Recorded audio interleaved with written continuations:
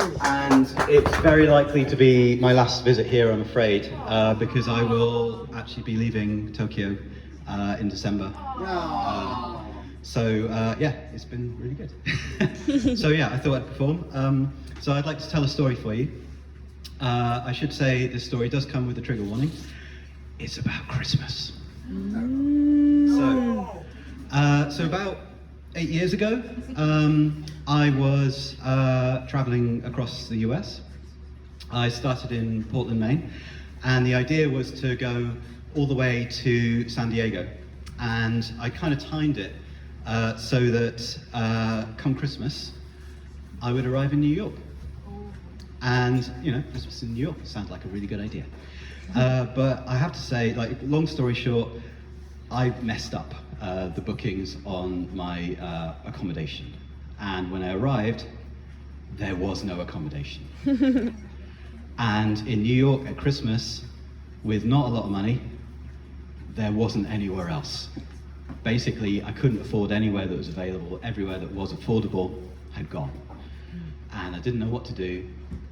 So I did the only thing I felt I could do. I basically ended up sleeping on the street. And I did this for 2 nights.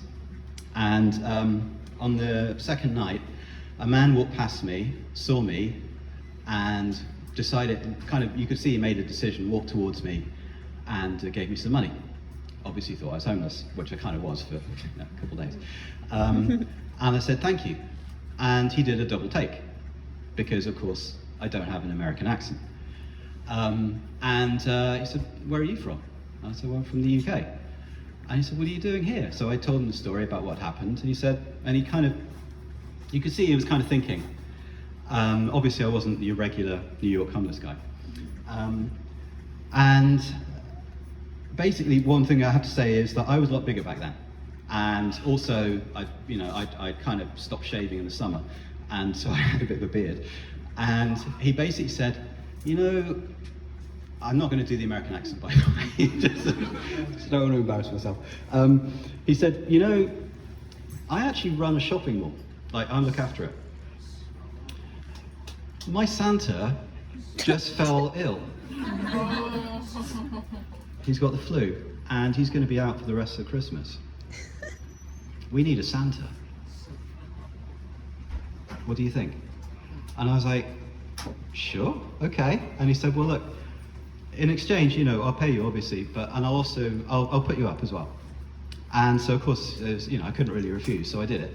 And, you know, it was great, but I have to, he put me up and everything, but I have to say, it was a really tough job.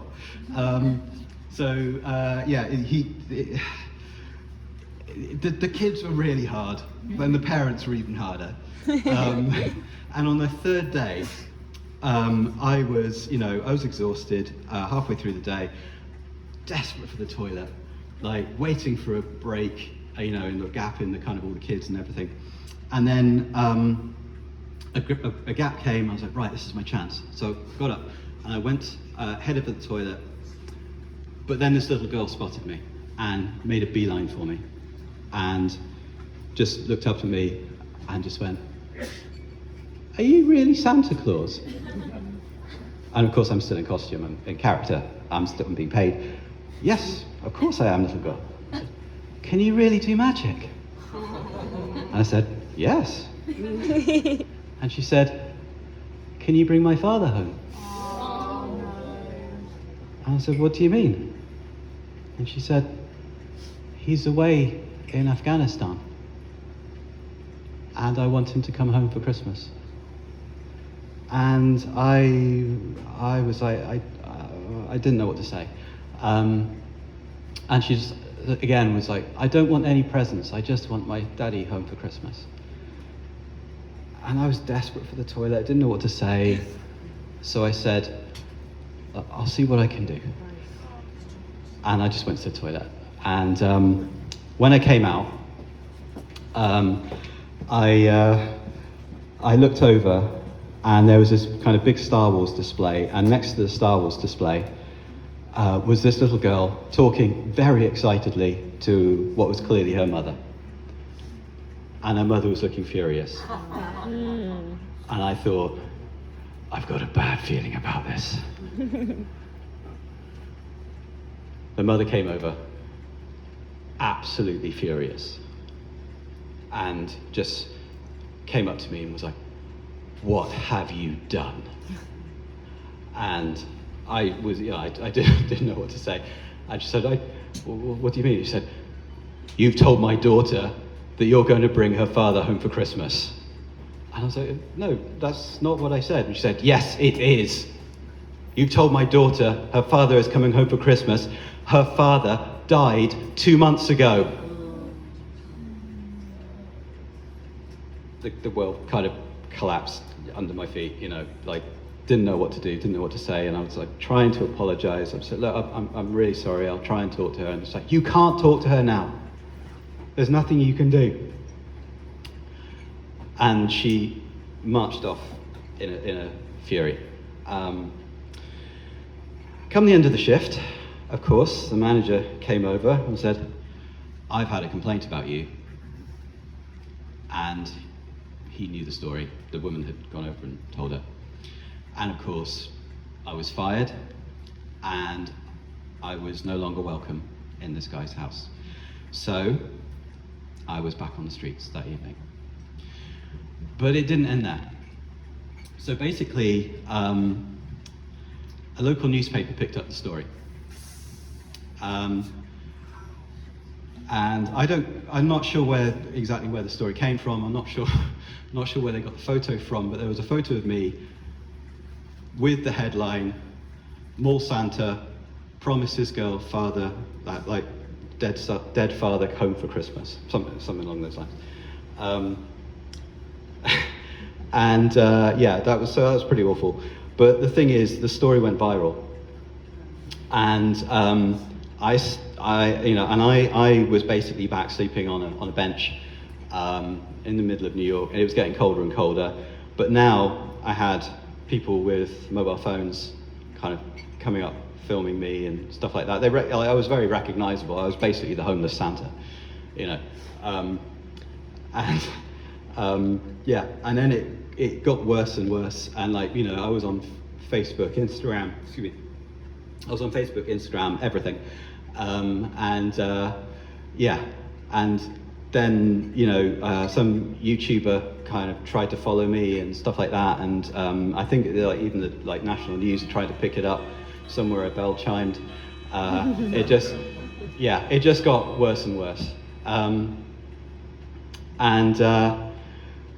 I was just running away from all this stuff, and then it started snowing, and it just got worse. And in the end, we eventually reached Christmas Eve.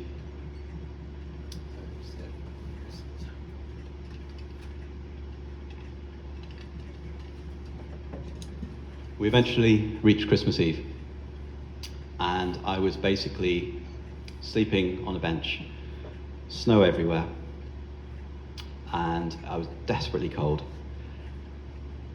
And I saw someone coming out of the snow, out of the darkness, towards me. Couldn't see very well, but it was a shape coming out of the snow. And remember, this is Christmas Eve. Came closer towards me, and it took the shape of a young man. Got closer towards me, and I saw this young man was wearing a military uniform. And he came right up to me. And he looked down at me, sleeping on the park bench, and he said, "Are you the mall Santa?" And I just looked up and I said, "Yeah." And he said, "That little girl was my daughter." And I said, "But they said you were dead." And the man smiled, and he said, "Do I look like a Christmas ghost to you?" I prodded him. And he was real. He said, "Do you mind if I sit down?" So he sat down, and he said, "That story in the paper, my colleagues read it. I got lost on maneuvers, and they'd written me off for dead. But when my colleagues, when my fellow soldiers saw this and they took it to their superiors, and they said, this guy's got a daughter. She's expecting him home for Christmas. We have to find him alive or dead. And so they went out and they found me. And here I am. And I said, what happened to you? And he said, that is a very long story. Why don't you come back to mine and I'll tell it? So he stood me up and he shook my hand and he said, thank you for giving my daughter hope. And thank you for bringing me home. I came home with him, and that was the best Christmas I ever had. Thank you. Whoa.